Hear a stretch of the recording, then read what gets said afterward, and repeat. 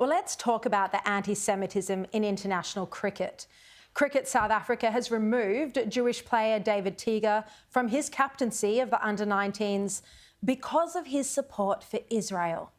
Teeger had dedicated his Rising Star Award at a Jewish Achiever ceremony to a South African family whose son was missing in Israel.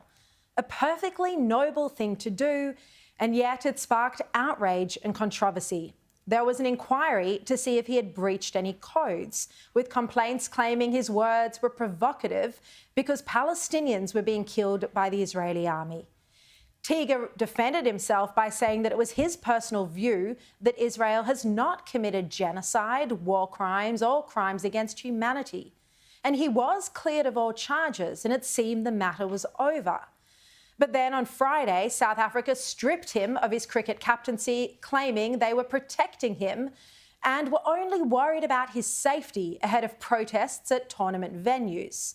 Cricket South Africa said that they have a primary duty to safeguard the interests and safety of all those involved in the World Cup and must accordingly respect the expert advice of those responsible for the safety of participants and spectators.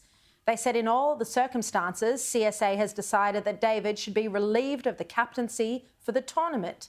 This is in the best interests of all the players, the South African under-19 team, and David himself. In Teeger's best interests, being dumped from the captaincy? What garbage. And dumping someone because they can't guarantee their safety. They're not protecting Teeger, they're punishing him for being Jewish, for supporting a Jewish homeland. It's clearly religious discrimination. This is punishing Jews for the violence of others. And it reminds me of how Jews were told to stay home and not go into the city on October 9th because the New South Wales government couldn't guarantee the community's safety from violent pro-Palestinian protests outside the Opera House. This punishing of Jews for the violence of others has to stop. And here's a thought.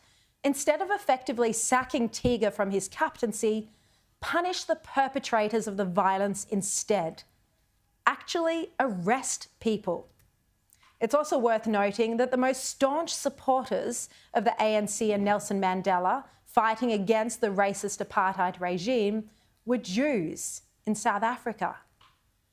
Now, Cricket Australia is taking part in this international competition where South Africa apparently can't guarantee the safety of Jewish players.